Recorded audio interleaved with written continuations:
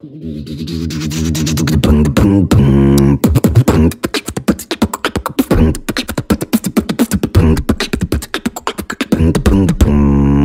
are now tuned into the Leader's Lens podcast. And we are live, the Leader's Lens podcast. I'm excited for this episode. Ellen Yin, who I've become good friends with over the last year, lives in the same city as I do, Salem, Oregon. I hope that you're okay with me announcing that publicly. It's in my public profile, so we're good. People know this about you already, but not only is she my friend, but she also is the founder and host of Cubicle, the CEO, a top 100 entrepreneurship podcast and free weekly newsletter sharing financial transparent insights from a lot of incredible businesses. I mean, you have just some remarkable guests on your show, but you started as an entrepreneur, leaving the workforce, starting your own agency, and now you're in a place where you've developed this community where you're inspiring people to take action, to really own their careers and step up and become CEOs and take charge of their lives. And that's a big deal, Ellen, when you can be in a place where you're aspiring others to be the best versions of themselves. I really think like that's just an incredible definition of leadership. So I'm excited to learn more about your Leader's Lens here on the podcast today. So thanks so much for being here. Thank you, Jacob. I'm so excited to be here. Your friendship has been incredible. Just one of the most supportive people I know. So I am so happy you're finally doing your own podcast. I know I've been bugging you about that for a while. So congrats. And I'm honored to be here. It's so much fun. It really is. And I want to start off just talking about trust, because I feel like if you think of developing teams or developing community, nothing can happen without trust. So in your experience, what are the key elements to developing trust within a community or a team? I think trust, it really comes down to consistency in your actions, right? Your actions matching your words. And then also, I think the vulnerability aspect is huge too. When you let your guard down, I think it allows other people to feel more open and comfortable around letting their guard down around you. And so that has been, I think, those two things have been the consistent thread in building trust within our community. Beautiful, beautiful. And something that I talk about a lot is doing what you say you will do. 100%. And I think as a team, when you're a leader, there is kind of, tell this person that's reporting to me or my teammate, hey, I'm going to get this thing done. And then I follow through on it.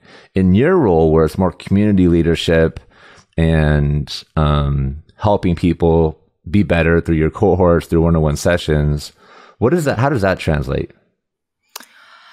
Well, I think a lot of people are encouraged when you model the behaviors or the asks that you're making of your community, right?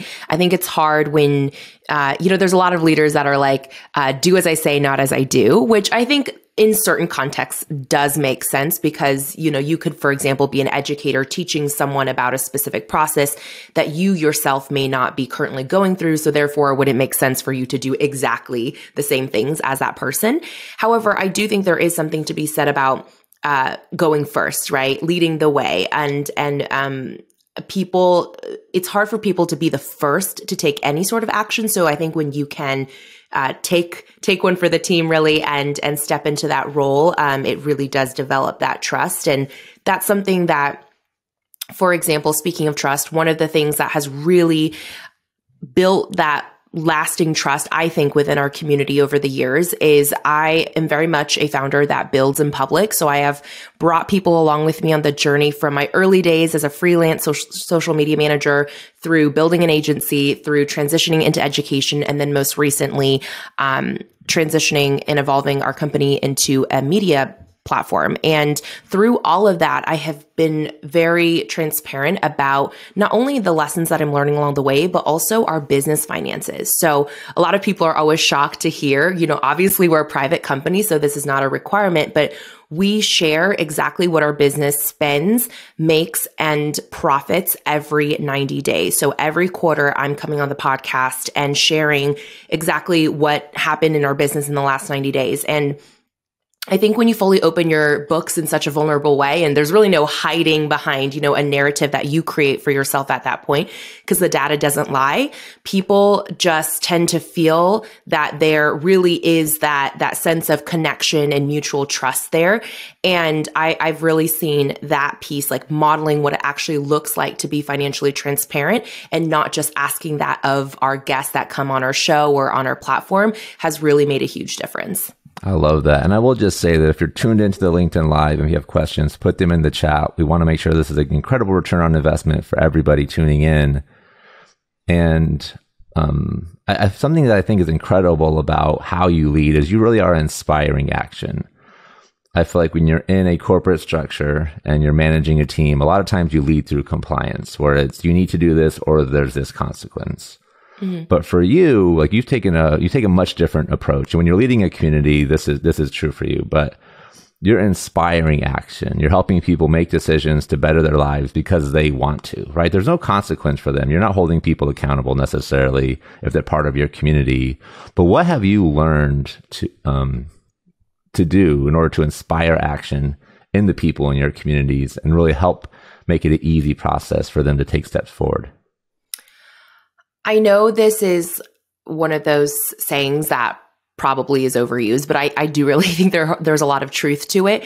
When people pay, they pay attention. And as someone who's worked in educating and mentoring other business owners for years, I've really seen that to prove itself time and time again. When you ask for some skin in the game, some sort of commitment with their resources up front, people are much more likely to follow through on their actions. I also find that creating time-sensitive containers, in a way, kind of force people to show up for something that they otherwise would find a million reasons to delay. And so I think both of those things we have used as tools to help people stay accountable to their goals, but ultimately, you cannot want something for someone that they don't want themselves, right? So I think really helping to uncover someone's deeper rooted why and really fostering that and making sure that the solutions you're offering are a match for what they actually desire. And it's not just a surface level, Band-Aid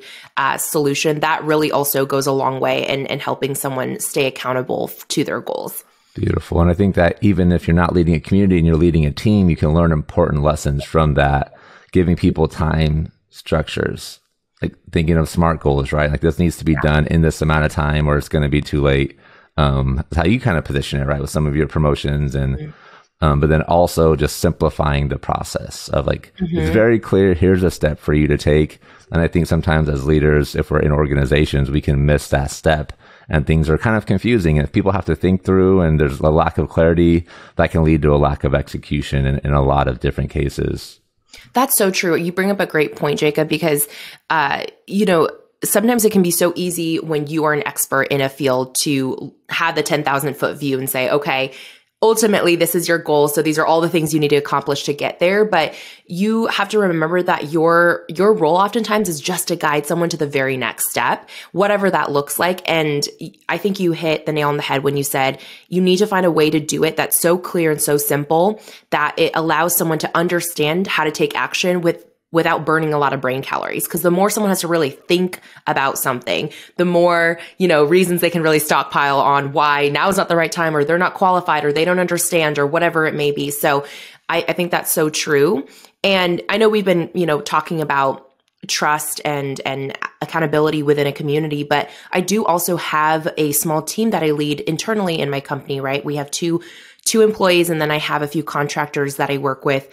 And I think accountability, the time sensitivity does absolutely help. But I think another thing that has really helped our team in staying accountable is just our mutual commitment to radical ownership. So we definitely create an environment where we encourage people to think outside the box, encourage them to try things that haven't been done before. And it's okay if it doesn't work out the way we think it's supposed to. I always try to instill in my team, every opportunity, every scenario, even if the outcome isn't what we hoped for, the data that we gather from that is so valuable, and it will allow us to make smarter decisions next time. And so creating that safe environment for people to fail and to fail fast, I think has also been really helpful, as long as people take ownership of the mistakes that are made along the way, and understanding that it's not about trying to be perfect, and it's not about, pushing off accountability to someone else.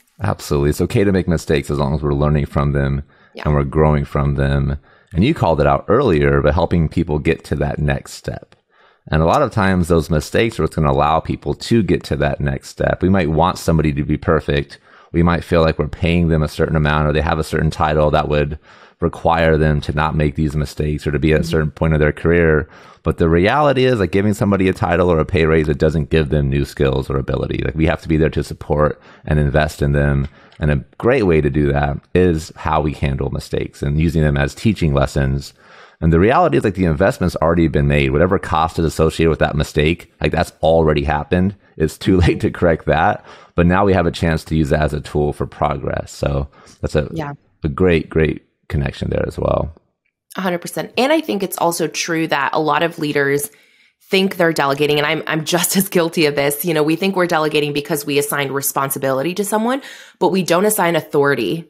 And there's a difference between that. And I think that you have to be willing and able to make sure that your team members have confidence that they actually have the authority to make the call, to make the decision, and that they are, being held accountable to the results of their decision, but that it's not you have to get it perfect from the get-go, otherwise your authority is revoked or my trust in you is revoked. And so that's something I had to really understand, the distinction between just delegating a task versus delegating actual decision-making. And I think it's one of the hardest things that we have to work through as leaders.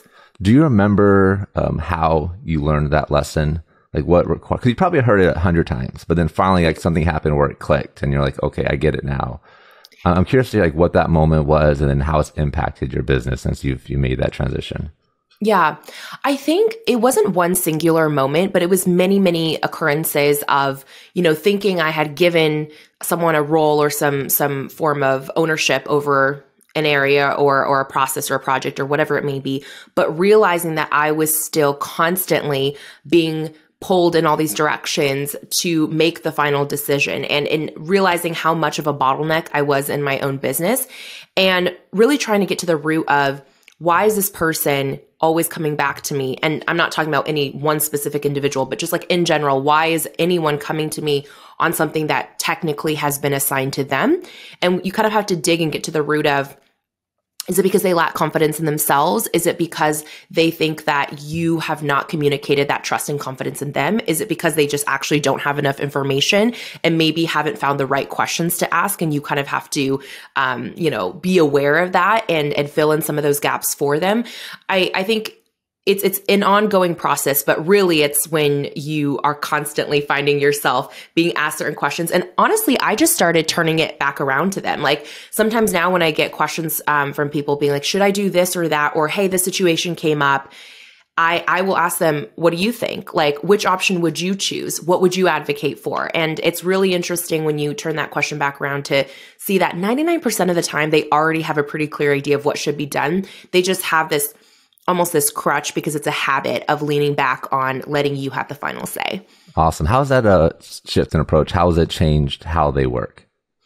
I think it's given them much more confidence to just make the call. It's kind of adopting that, like, ask for forgiveness, not for permission. Now, granted, that mindset doesn't always work in every situation, but ultimately you have to trust that the people you hired are good people who want the best for themselves, for their team, for you, for the company. And if you have instilled your values in these people, they should be able to make decisions that align with your values ultimately. And we haven't had any major issues occur from someone, deciding to just go with their instinct on a situation. Absolutely. Yeah. People generally, like, when we assume the best intentions in others, we generally get a lot better quality of work from them. And people are just less defensive, right? They don't feel as guarded when we can just trust, like, hey, you're going to make decisions. You're going to make mistakes. People are generally not malicious. And if we have that kind of thing in our company, we have other things we need to worry about. But you brought up confidence and transparency in a couple of different points. And I'm trying to remember the exact quote, but Brene Brown has a quote where she says essentially that when we're guarded, we feel strong, but we look weak. When we're vulnerable, we feel weak, but we appear strong to others. And you kind of talked about that earlier, in just learning to open up and sharing and be transparent with your community, even to the point that you're showing your pocketbook, which is for most people, like that's what they want to, that's the last thing that they'll show somebody, right? Like people have been like married and probably have like bank accounts hidden somewhere, but you're just like, you're just showing it all to your community, which is just incredible. What's been the impact for you personally, but then also for your community as you've opened up to that level?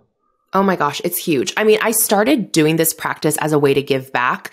Well, it was two things, I think. When I was early in my freelancing career, as with anyone new in any field, you don't know what you don't know, right? And there's only an extent to which you can ask questions, because if you don't even have an awareness of what type of questions to ask, your ability to learn is pretty limited. And so for me, when I first discovered two other service providers that were providing income reports and sharing what they were charging for different client projects and retainer rates and how they were spending the money they were earning in the business, what they were setting aside for taxes and how much profit they were aiming for. All of these concepts were new to me, and it was so beneficial to me as someone who just didn't have the awareness around these topics. And so when I started making consistent income in my business, I knew I wanted to pay it forward in some way, because I knew there was probably someone else out there in a very similar boat to me looking for this information, but knowing it's not readily available, especially among women.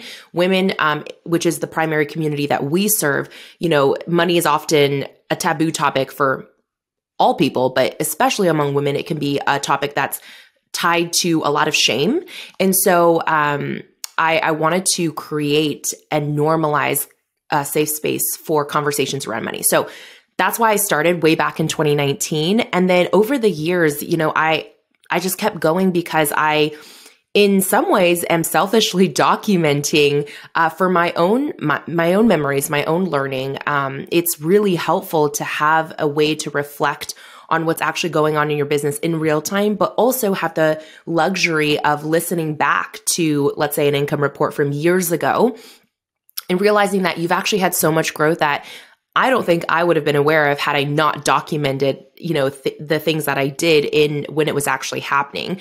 And so by doing these income reports, I've gotten so many messages from women all over the world sharing how it's impacted them, how it's given them confidence, maybe to charge different rates, how it's given them confidence to have a conversation with their best friend or their business partner or their spouse, which is huge. And one woman even said, for over a decade, I've had a successful business, and I've never once had any sort of conversation about money with my family. And because of your income reports, for the first time, I felt comfortable talking to my parents about money. And it's a topic that we've never broached in, all the decades that she's been alive, which is just mind blowing to me, how it's like changing generational traumas around money and these deeply rooted stories. Incredible. And I think the most encouraging part for me has been seeing other women step up to the plate, like my friend Elise, and start sharing their own income reports to their unique industries. And that, again, just opens the door wide open for their influence to impact the people who, again, just don't have equitable access to this information because it's been so guarded. So our whole goal is to just make, financial information more accessible. That's beautiful. Like, there's so many just toxic areas of the internet, but you start thinking about like the access that's available to a lot of people, and people to just really learn life skills, learn financial skills, learn relationship skills. Like, it's all out there, and access is available for people, which is just one of the beautiful things about the internet. And it allows people to step up and play roles that maybe they would not have been able to otherwise, and find inspiration in people that are like them that maybe they wouldn't have been able to otherwise, because we had this corporate structure that was kind of led by a certain group. And Now we're getting away from that. People have a voice and they're using their voice, which has been powerful. And we're just seeing leadership come from all different areas and capacities. So it's a beautiful moment. 100%. Yeah. No, I love seeing that change. And we just live in such a special time. I mean, you probably feel the same. I feel so lucky to live in the age that we do. We've just never had so much opportunity and so much connection. And it's really making things possible for people who traditionally or historically have not had the opportunity to pursue certain things because, pre-internet, a lot of what you are exposed to in life is very much defined by where you live, your socioeconomic status, whatever life handed you. Whereas now, even if you, maybe didn't get placed in the best of circumstances, you have exposure to all the other potential available to you in the world. And it's so inspiring. So speaking of social media, when you think about how you use your social media to inspire trust or to instill trust and inspire action, like what are the things you think about when you're putting your content together? And how do you decide if something's successful or not?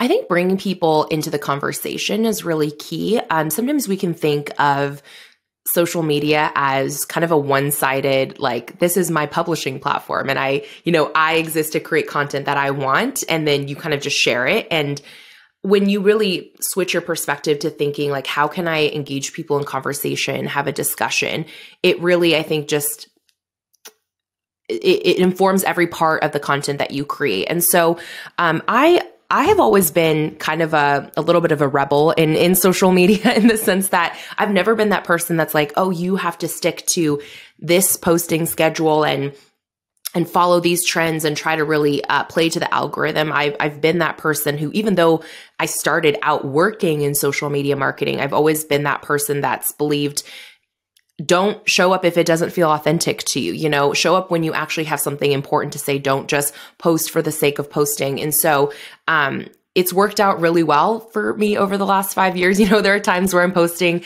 every single day because I have a whole lot to say. And there's also been months where I've literally not posted anything at all. But I think when you understand the whole ecosystem around how your marketing strategy feeds your business, you don't rely so much on social media to drive sales to your business. And so I've been lucky in that regard that, my income is not drastically impacted by how much I post or don't post on social. I love it. I think the best advice I can remember receiving on social was just make friends. Like, just get out there and make friends with people. Like, send comments that are thoughtful, send DMs to people, just letting them know you appreciate what they're doing.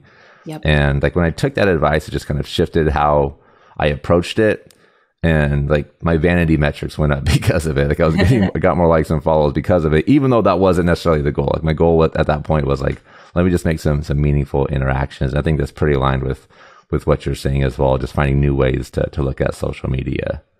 Well, gratitude is so underrated. Exactly what you said. Like, so few people take the time to, we all have our favorite, I'm sure, creators or content that we are silent lurkers, right? Where we like consume the content, but we don't really say much. You taking a second to actually send someone a DM and say, hey, I really appreciate the content you've created. This is how it's directly impacted my life or my business. We often don't really realize the gravity of how that really impacts the person on the other end. And it's such an underrated tool for connection and relationship building. So I love that you brought that up. Absolutely. And I think the long-term gains, even from like a selfish perspective, like, you probably get more out of it taking that approach as opposed to sending 1,000, like, hey, check out my new product I'm building DMs, because nobody's opening those. Yeah. Nobody's clicking on them. You're getting blocked. You're just getting deleted. You're getting sent to the spam folder.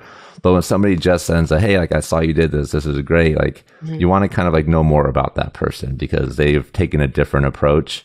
And I hope that becomes more of a way people just do business, like just taking that approach and not trying to close a sale on the first interaction, because yeah. And sometimes you don't know, like, somebody just needs to hear that day. Like, you don't know like what that's going to mean. Just taking the time to send a message, whether it's a DM or a text message, but just reminding somebody how much you appreciate them, reminding them of like a story or a memory when they were there to help you out. Like, people are like, life is a roller coaster. So like, you just don't know how impactful that's going to be. And I think social media just can be a powerful platform of gratitude when we allow it to be. Yeah, absolutely. And to your point, I think a lot of people assume the more successful you are visibly online or on social media, the more inundated you must already be with gratitude. So you're like, oh, I don't need to add to that. But the opposite is actually often true. Sometimes the bigger a personality or a creator becomes, the more their audience kind of almost feels removed from them in a way. And they put these people on pedestals, and just there's lacking that level of deep connection. So when you actually do take the time to share specific gratitude, it really does come across in such a different way.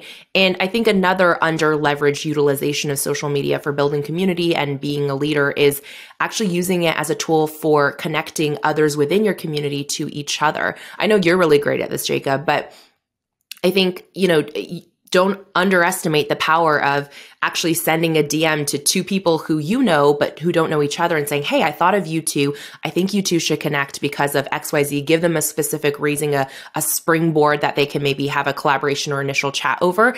And that has so much value, and not enough people are using social media to do that. Beautiful. I love it. I love it. And so one last question, Ellen, I appreciate so much for making time for the Leaders Lens podcast here. Of course. But are there any specific books, resources, or thought leaders you recommend people follow as they look to understand how to build community? Oh my goodness, so many. I feel like I sometimes have a little bit of book amnesia where I read a lot and then, it really impacts me in the moment. And then when I'm asked to, conjure up the titles, I blank. Yeah. But, I can remember what the cover looks like, but I can't remember the author's name right now. Yeah, for sure. Exactly. Actually, there was a book that we had in common that we were reading recently, Joy Inc. I can't remember who the author is, but I really loved that book in terms of building team culture. Do you have it on your desk? There you go. Richard Sheridan, yes. Yes. Such a great book. A book I really enjoyed too was Procrastinate on Purpose by Rory Vaden. It's not as well known, I think, but it's a really interesting book that I had a great impact on me. It's all about understanding the significance of what you do in business, not just like what's important or what's urgent. Awesome. I also love anything that Alex Lieberman creates. So like the Crazy Ones, the Morning Brew podcast, I have really enjoyed, especially his solo journal episodes. And I don't know, there's so many great ones out there. It's hard to think of them all.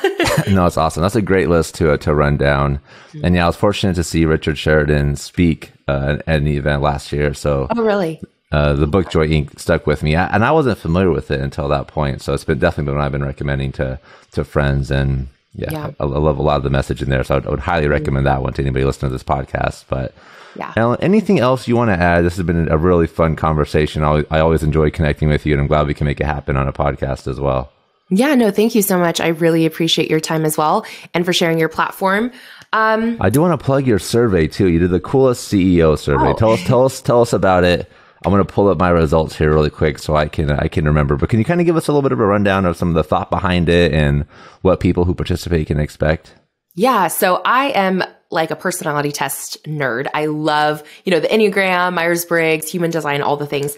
But there's very few assessments out there that are more designed to understanding your unique advantages and potential obstacles as a CEO or as a leader, not just who you are as a human being. And so we created this really fun, what's your CEO style quiz. It's 10 multiple choice questions. It shouldn't take you any longer than 2 minutes to breeze through the quiz. And it will tell you what your unique genius is as a CEO or as a leader. And really, we've divided the signature CEO styles into 4 distinct types. So there is the change maker, which is the one I am. There's the magnetic connector, which is what mine, Jacob is. Yes.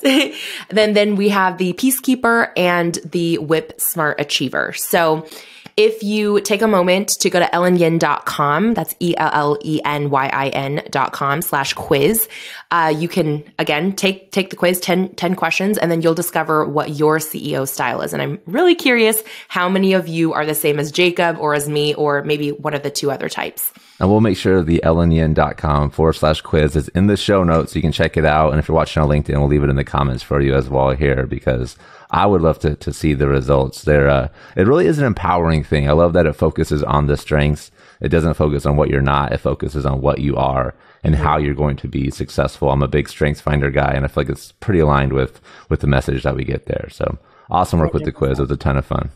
Thank you. Well, thank you for taking it. And again, thanks for this conversation. It's been so fun. If you guys want to keep connecting, I'd love for you to shoot me a DM on Instagram. I'm at Miss Ellen Yin, or come hang out with us on our podcast, Cubicle to CEO. We release episodes every Monday and Wednesday. And she does an incredible job. There's a reason that it's so successful. So Ellen, enjoy the rest of your day. I appreciate you. Thank you. You too.